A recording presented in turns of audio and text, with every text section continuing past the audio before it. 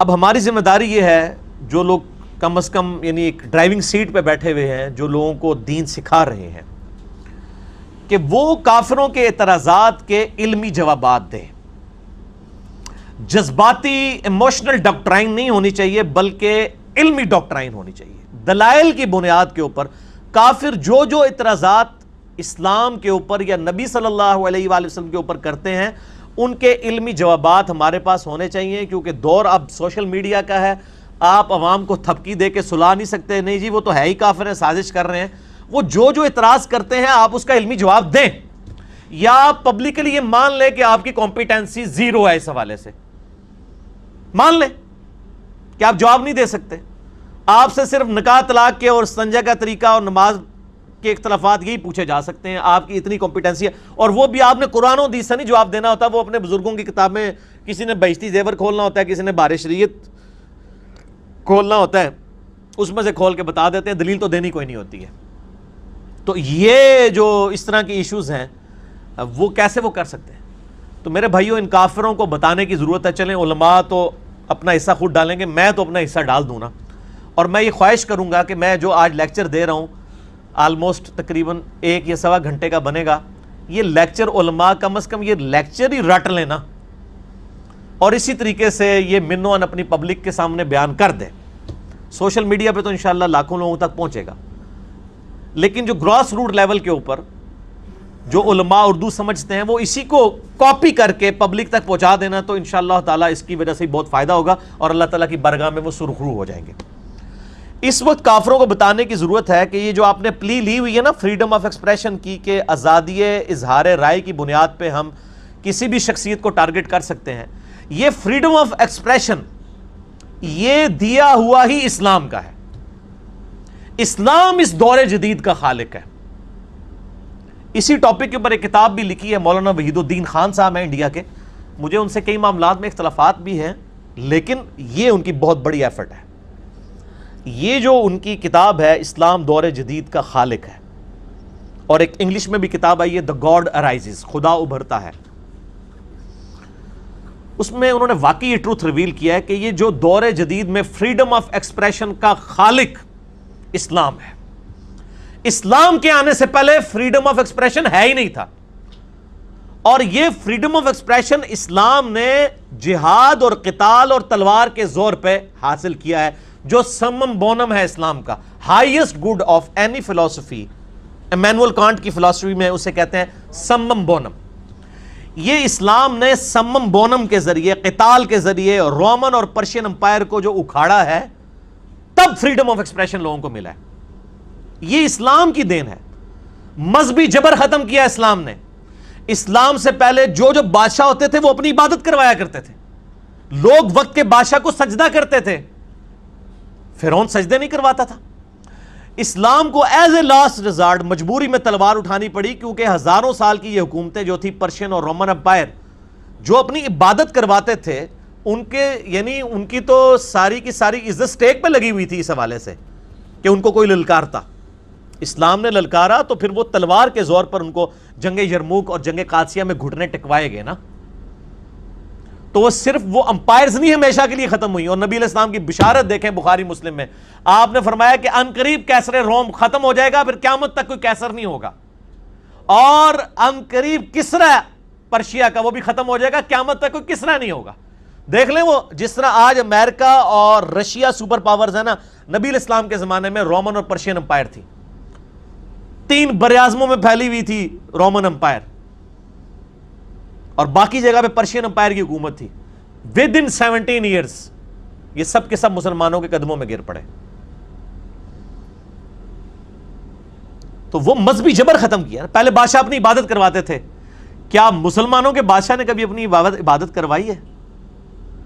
وہ شخص جو کہ نبی علیہ السلام یعنی مسلمانوں کے ہادی اور رہنما بھی تھے، صرف ان کے لیڈر نہیں تھے پولیٹیکل یا بادشاہ نہیں تھے، بلکہ وہ مذہبی بھی عقیدت لوگ رکھتے تھے، لیکن ان کی بھی عبادت نہیں کی گئی. صحیح بخاری میں موجود ہے، ان کی میت رکھی ہوئی ہے، اور ان کا جو سکسیسر ہے حضرت ابوبکر صدیق، وہ خطبہ دے رہے ہیں من کان یعبد محمدا فإن محمد قد مات.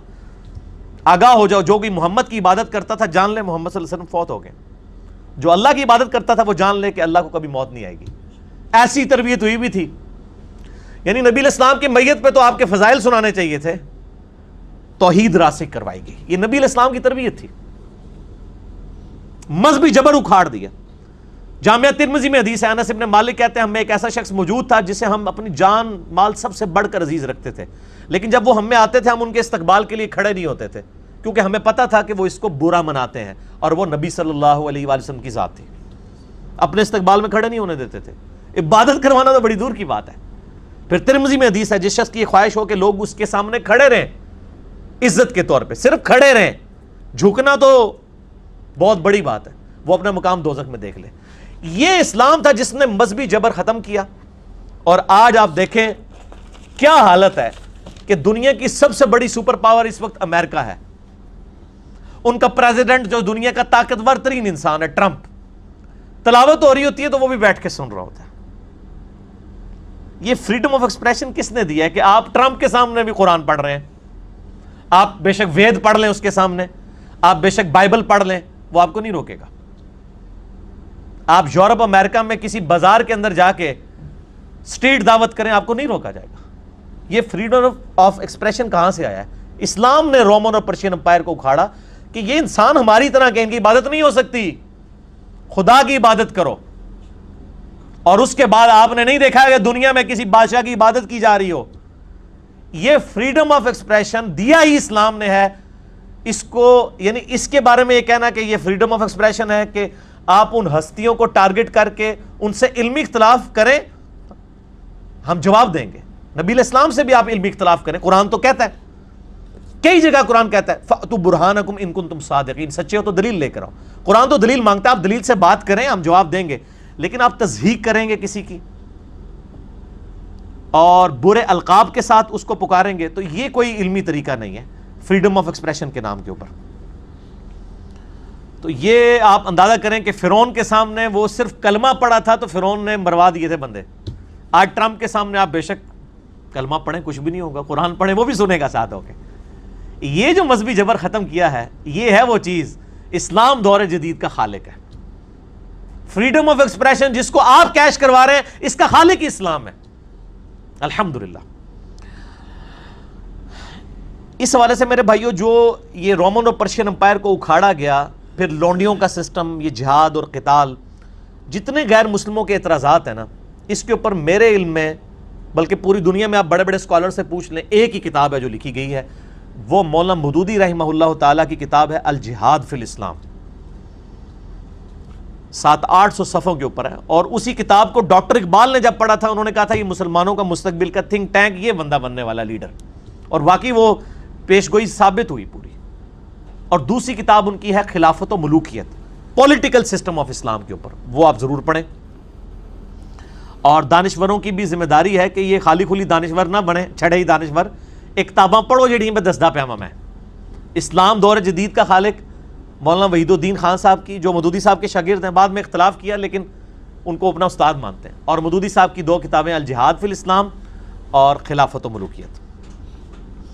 اور پھر علماء کی یہ بھی ذمہ داری ہے کہ ان کو اینٹی وینم دیں. جیسے کوبرا سانپ کاٹ جائے نا تو اس کا علاج صرف کوبرے کے زہر سے ہوتا ہے، اسے ہم کہتے ہیں اینٹی وینم. اس کو اردو میں نے اس کا نام ہے الزامی جواب. انہی کی ڈاکٹرائن پہ ہومیوپیتھک آنسر ان کو دیں. پنجابی میں اسے کہتا ہوں پھکی. کہ آپ کے یورپ کے ممالک کے اندر ہالوکاسٹ کے اوپر بات کرنا ایک جرم ہے. ہالوکاسٹ کیا ہے؟ 1940 سے لے کے 1945 تک 5 سالوں کے اندر ہٹلر نے 60 لاکھ یہودیوں کو قتل کروایا. وہ آج بھی یوٹیوب پہ ویڈیوز رکھی ہوئی ہیں. باقاعدہ اس نے یعنی ایسی بلڈنگز بنوائیں جن کے اندر بندوں کو مارنے کے لیے انتظام کیا گیا. ایک طرف ان کے کپڑے اترواتے تھے، پھر اگلے چیمبر میں لے جاتے تھے، وہاں پہ گیس چھوڑتے تھے، وہ بے ہوش ہو جاتے تھے، اور پھر ان کی عورتوں کے بال جو ہیں وہ اتار لیتے تھے، ان بالوں سے قالین بناتے تھے. اور اس طریقے سے پھر کرتے کرتے دوسری طرف سے ایک لیسدار مادہ نکلتا تھا جو وہ پھر کھاد کے طور پہ استعمال کرتے تھے. انہوں نے انسانوں کو قتل کرنے کے لیے فیکٹریاں بنائی تھیں. ظاہر 60 لاکھ بندوں کو مارنا کوئی آسان کام تو نہیں ہے. 6 ملین جیوز کو ہم اس چیز کو کنڈیم کرتے ہیں، یہ ظلم کیا اس نے. اور دنیا کی کوئی عدالت ہٹلر کو سزا نہیں دے سکتی، یہ اللہ سزا دے سکتا ہے کہ وہ 60 لاکھ دفعہ ہٹلر کو قیامت میں زندہ کر کے 60 لاکھ دفعہ موت دے، ان 60 لاکھ یہودیوں کے بدلے جو اس نے ان کے اوپر ظلم کیا۔ ہم کنڈیم کرتے ہیں، اور یہ جو مولوی جو ہے نا، یہ اس چیز سے بھی باہر آئے کہ کافر مرے تو وہ خوشی منا رہے ہوتے ہیں، نہ۔ سورۃ المائدہ میں آیا کہ ایک انسان کو جس نے ناحق قتل کیا، پوری انسانیت کو قتل کیا، اور جس نے ایک انسان کو بچایا اس نے پوری انسانیت کو بچایا۔ سورۃ المائدہ آیت نمبر 32 33 پڑھ کے دیکھ لیں۔ یہ خالی مسلمانوں کا رونا نہ رویا کریں، انسانیت کا رونا روئے۔ نبی صلی اللہ علیہ وآلہ وسلم رحمت للمسلمین نہیں ہے، رحمت للعالمین ہے، تمام جہان والوں کے لیے رحمت ہے، جانوروں کے لیے بھی، انسانوں کے لیے بھی، نباتات کے لیے بھی، حیوانات کے لیے بھی۔ تو ہولوکاسٹ پہ بات کرنا جرم ہے۔ ان کو پھکی دیں کہ جس طریقے سے تم یہ سمجھتے ہو ہولوکاسٹ پہ بات کرنے سے یہودیوں کے دل دکھتے ہیں، یہودی تو بہت تھوڑے ہیں، مسلمان تو 2.25 ارب ہیں، آپ لوگ جس طریقے سے تضحیق کرتے ہیں، علمی اختلاف کریں، آپ کریں، ہم جواب دیں گے، اور الحمدللہ علماء دے رہے ہیں۔ علماء سے مراد میں یہ انڈیا پاکستان بنگلہ دیش کے مدرسوں کے علماء کی بات نہیں کر رہا، ان بیچاروں کی کمپیٹنسی نہیں ہے۔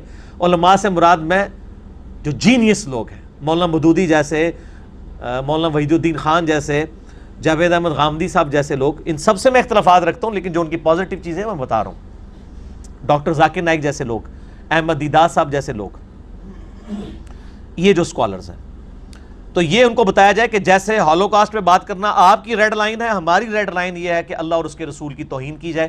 تو اس حوالے سے یہ پھر روٹ کاز انالیسس، دہشت گردی کی وجوہات کیا ہیں، چونکہ سب سے پورٹڈ جذبہ جو ہے وہ ریلیجن ہی ہے، اسی بنیاد پہ ہی کوئی اپنی جان دے سکتا ہے۔ تو ریلیجن ہی بنیاد بنتا ہے دہشت گردی کی، اس صورت میں جب آپ غلط طریقے سے ریلیجن کے ماننے والے لوگوں کی جو مقدس ہستیاں ہیں ان کی آپ تضحیق کرتے ہیں۔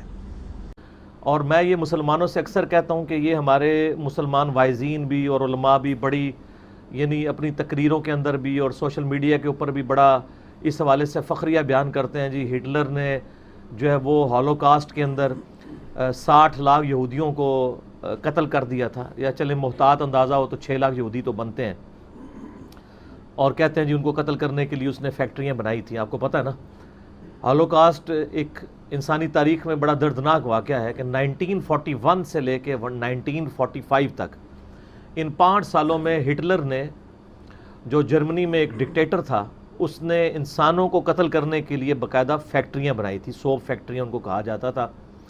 اس میں وہ یہودیوں کو قتل کرتے تھے، اور کیسے قتل کرتے تھے کہ وہ انہوں نے باقاعدہ چیمبرز بنائے ہوئے تھے، ایک طرف سے یعنی ان لوگوں کو داخل کیا جاتا تھا اور ان کے اوپر ایک گیس چھوڑی جاتی تھی جس سے وہ بے ہوش ہو جاتے تھے، پھر ان کی عورتوں کے بال شیو آف کر دیے جاتے تھے، ان بالوں سے نازیوں کے یعنی قالین بناتے تھے وہ، پھر اسی طریقے سے اگلے چیمبر میں لے جا کے ان کے جسم کے اوپر ایسی گیس چھوڑی جاتی تھی جس سے وہ یعنی وہ پگھل جاتا تھا ان کا جسم، اور دوسری طرف سے ایک لیسدار مادہ نکلتا تھا اور اس کو وہ کھاد کے طور پہ استعمال کرتے تھے۔ انسانوں کو قتل کرنے کے لیے انہوں نے فیکٹریاں بنائی تھیں جس میں انہوں نے 60 لاکھ یہودیوں کو قتل کیا۔ اس واقعے کو ہولوکاسٹ کہا جاتا ہے۔ بعض لوگ کہتے ہیں جی ان کا پراپوگنڈا ہے وہ 6 لاکھ تھے، میں کہتا ہوں جی 6 لاکھ کیا 6 بندے بھی ہوں اور ان کو اس طریقے سے ناحق قتل کیا جائے، اسلام تو اس کو قطعاً سپورٹ نہیں کرتا۔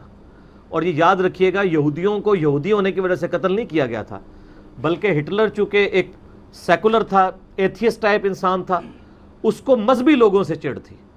اس وقت یورپ کے معاشرے میں مذہبی لوگ کرسچن یہودی سمجھے جاتے تھے، آج بھی یہودی بہت مذہبی ہیں جہاں پہ ہیں، اور وہ کہتے تھے ہمارے معاشرے میں یہ مس فٹ ہے۔ جس طرح آج مسلمانوں کو مذہبی ہونے کی وجہ سے ان یورپ کے معاشرے میں چند شر پسند عناصر برا سمجھتے ہیں، بالکل یہی آج سے تقریباً 100 سال پہلے تھا کہ یہودیوں کو مذہبی ہونے کی وجہ سے نفرت کی جاتی تھی کہ یہ پریکٹسنگ ہے۔ اس جدید دور میں بھی گاڈ کے ماننے والے ہیں۔ وہ جو ہمارا علمی اختلاف ہے وہ اپنی جگہ، سیم یہی کچھ آج جو مسلمانوں کے ساتھ ہو رہا ہے یہ کچھ ان کے ساتھ ہوتا تھا۔ تو اس دن سے ڈر جائیں کہ جب یہی لوگ مسلمانوں کے لیے کوئی اس قسم کی ایکٹیویٹی پرفارم کریں، یہ قطعاً کوئی طریقہ کار نہیں ہے کہ ایک سر پھرے شخص نے اٹھ کے کرائسٹ چرچ میں نیوزی لینڈ کے اندر مسلمانوں کی مسجد کے اوپر اس طریقے سے فائرنگ کھول کے اتنے مسلمانوں کو شہید کر دیا 50 کے قریب، تو اب اس کا بدلہ یہ مسلمان اتاریں گے کہ دنیا میں چرچوں میں جو لوگ عبادت کے لیے آئے ہوئے ہیں ان کے ساتھ یہ معاملہ کیا جائے.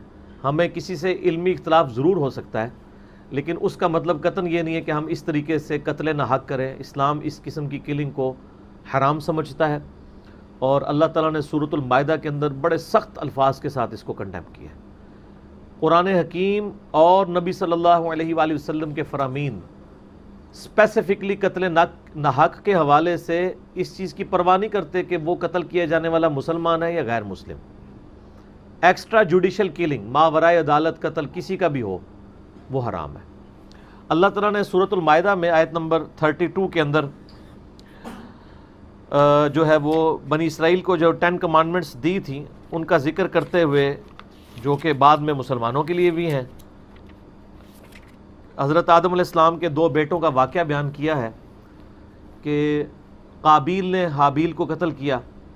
اس کانٹیکسٹ میں اللہ تعالیٰ فرما رہا ہے کہ اعوذ باللہ من الشیطان الرجیم، من اجل ذالک، اس واقعے کے سبب، کتبنا علی بنی اسرائیل، ہم نے بنی اسرائیل کے لیے بات طے کر دی تھی، انہو من قتل نفسا بغیر نفس او فساد فی الارض، کہ جس شخص نے بھی کسی بھی دوسرے شخص کو قتل کیا سوائے 2 استثناء کے، کہ جان کے بدلے جان ہو رہی ہو، یعنی کوئی قاتل ہے اس کو اگر قتل کیا جائے تو وہ کوئی ظلم نہیں ہے، لیکن وہ بھی جوڈیشری کرے گی. میرے باپ کا قاتل بھی میرے سامنے آ جائے، میں قانون ہاتھ میں نہیں لے سکتا. اور اگر دنیا میں انصاف نہ ملے تو قیامت والے دن ملے گا.